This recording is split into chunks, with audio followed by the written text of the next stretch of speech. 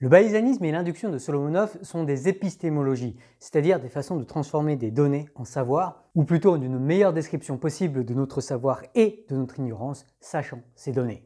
On a vu dans les épisodes précédents, et en particulier dans l'épisode 36, que ces épistémologies avaient des propriétés absolument remarquables et essentiellement uniques. Et encore, je ne vous ai pas parlé du théorème d'admissibilité, du théorème de la classe complète, du théorème du livre de compte néerlandais ou du théorème de James Cox. Bref, ces propriétés ont amené le génialissime Ray Solomonoff à conclure que le bayésianisme, ça marche. Et surtout que, au final, c'est bien ça qui compte.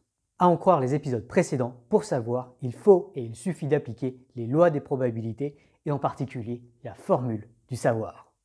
Ok, mais à quoi bon savoir? À quoi ça peut servir de dépenser autant de temps, d'attention et d'énergie à mieux comprendre l'étendue de notre connaissance et de notre ignorance? Quelle est la valeur de ce travail épistémique?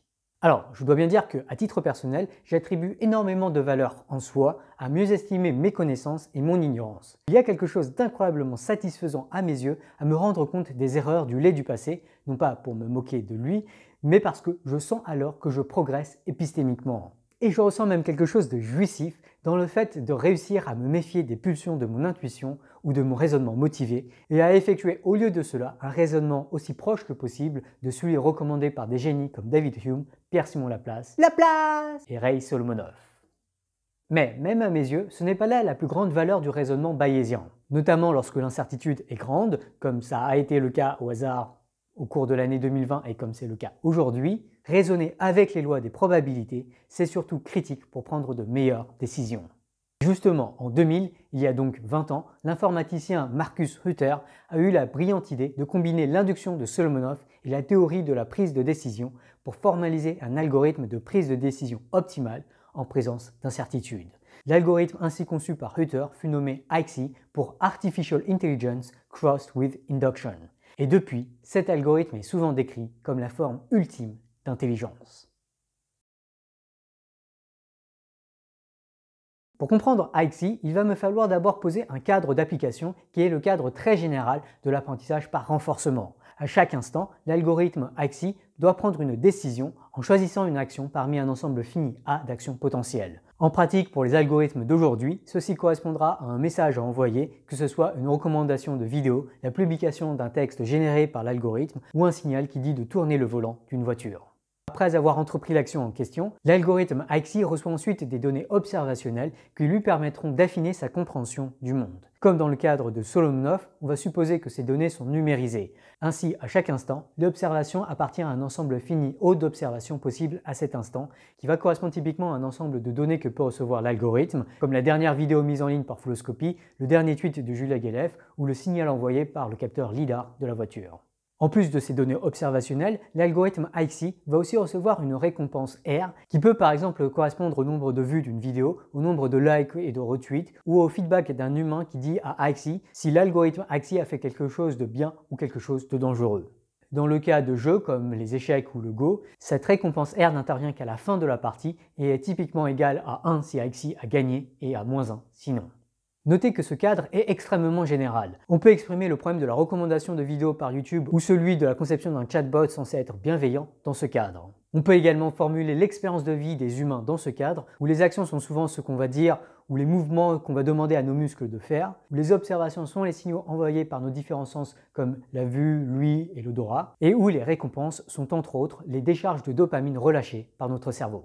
Enfin, on peut aussi décrire le fonctionnement des entreprises, des partis politiques et de nombreuses associations comme étant un problème d'apprentissage par renforcement. Toutes ces organisations prennent des décisions, par exemple sur les positions publiques qu'elles vont prendre, observent le monde notamment en lisant des articles sur Internet, et reçoivent des espèces de récompenses si leurs profits augmentent, si leurs influences politiques grandissent ou si leurs causes avancent. En particulier, faire du bien dans le monde peut aussi parfaitement s'exprimer dans le cadre de l'apprentissage par renforcement en supposant que les récompenses reçues seront d'autant plus grandes que le monde va mieux.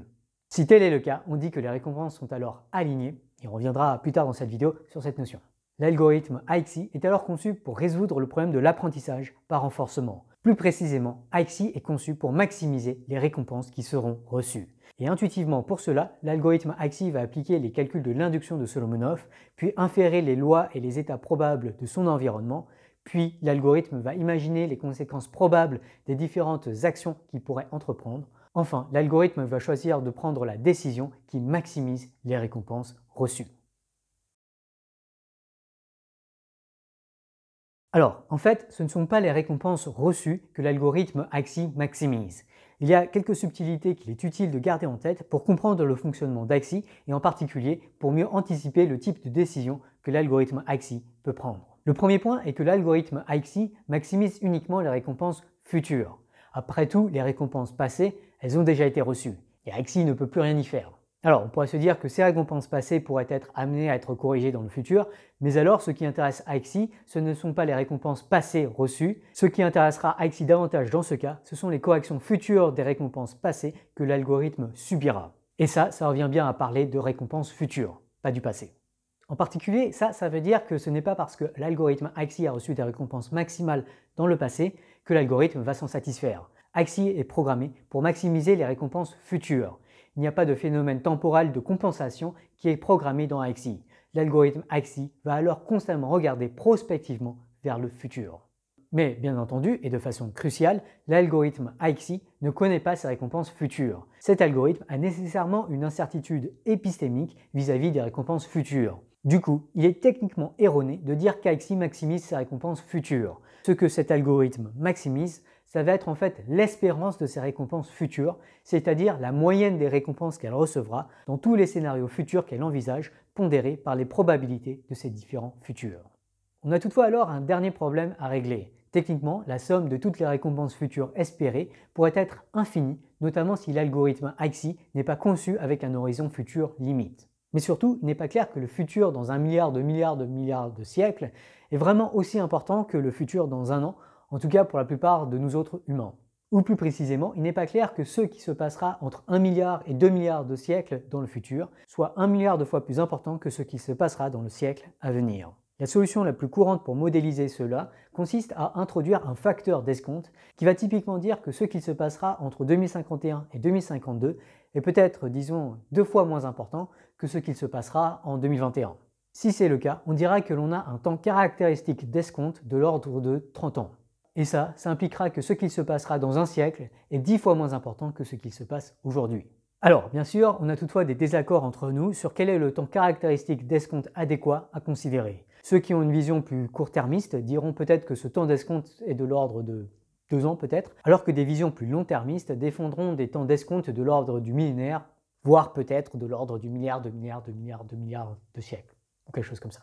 En fait, on peut même envisager le fait que chacun d'entre nous a un temps d'escompte différent pour des considérations différentes. Typiquement, je trouve ça important que le monde aille encore bien dans un siècle, mais j'ai tendance à trouver ça important également que j'ai de quoi manger dans les 24 heures à venir. Quoi qu'il en soit, l'algorithme AXI est généralement conceptualisé avec un temps d'escompte donné. Dès lors, à tout moment, AXI maximisera l'espérance de la somme des récompenses futures escomptées. Alors, en fait, plus précisément, ce que l'algorithme AXI va maximiser, c'est une suite de décisions à prendre qui peuvent réagir à des données futures. On pourrait ainsi parler d'optimisation de stratégie, mais dans le jargon, on parle plutôt d'optimisation de politique ou policy en anglais. Ce qui est intéressant de voir, c'est qu'une politique n'est pas un plan prédéterminé. Au sens du formalisme d'AXI, une politique peut très bien être de la forme « alors on va tester un peu ceci et si ça a l'air de marcher, on investira encore plus dans les tests et si vraiment ça marche, alors on va déployer ça à grande échelle » comme on en a parlé d'ailleurs dans les épisodes sur les essais adaptatifs appliqués notamment aux tests cliniques des traitements contre le Covid-19.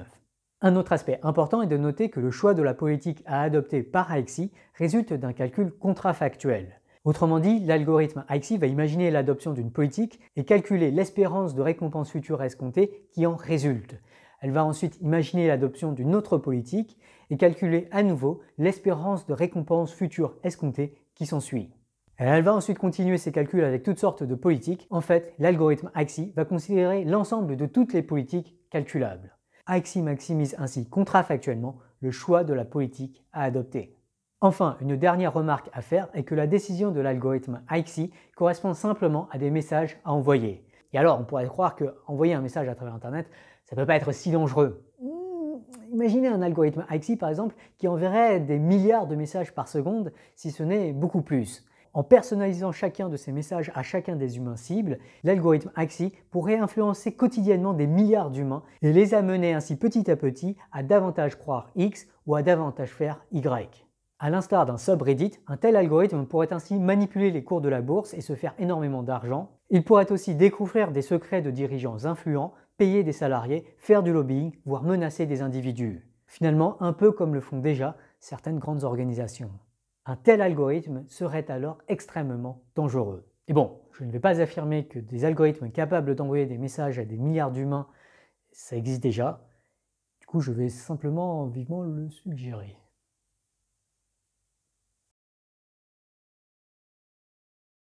Alors, il existe toutefois certaines critiques d'AXI, et en particulier de cette maximisation contrafactuelle. En particulier, il y a quelques mois, un article sur le paradoxe de Newcomb prétend que ce paradoxe révèle une faille dans la conception d'AXI. Et cet article, c'est moi qui l'écris. Alors, je ne vais pas rentrer dans trop de détails, ça mériterait une vidéo à part entière, mais en bref, l'argument de cet article, c'est que le formalisme d'AXI échoue à anticiper la capacité d'entités extérieures à AXI à prédire ce qu'AXI fera. Ou plus précisément, par conception, AXI se restreint à un ensemble de théories trop restreint. Et en gros, ça ouvre la porte à une dévastatrice diagonale de Cantor et plus précisément à des cas où il est impossible de faire de la maximisation contrafactuelle. Bref, à en croire cet article ou ces excellentes vidéos de Monsieur Phi, le problème de la prise de décision, ça semble en fait encore plus complexe que ce qu'on pourrait croire.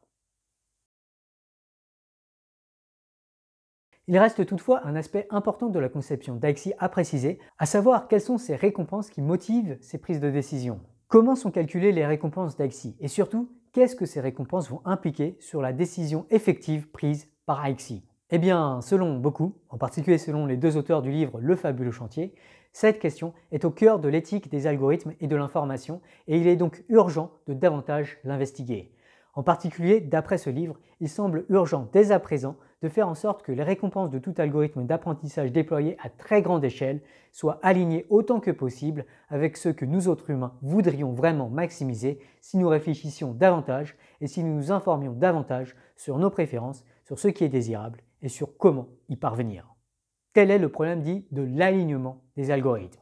Et à titre personnel, je pense qu'il est urgent qu'on trouve des solutions pour le résoudre de manière robuste. Il me semble plus important que jamais que des algorithmes déployés à très grande échelle sachent ce que l'ensemble de l'humanité désirerait vraiment au plus profond d'elle-même et que ces algorithmes aident l'humanité à atteindre ses objectifs. Alors malheureusement, concevoir un tel algorithme, on n'y est absolument pas. Il s'agit là d'un énorme chantier. Mais pour finir cette vidéo, j'aimerais insister surtout sur le fait qu'il s'agisse d'un fabuleux chantier qu'il est devenu urgent d'accomplir.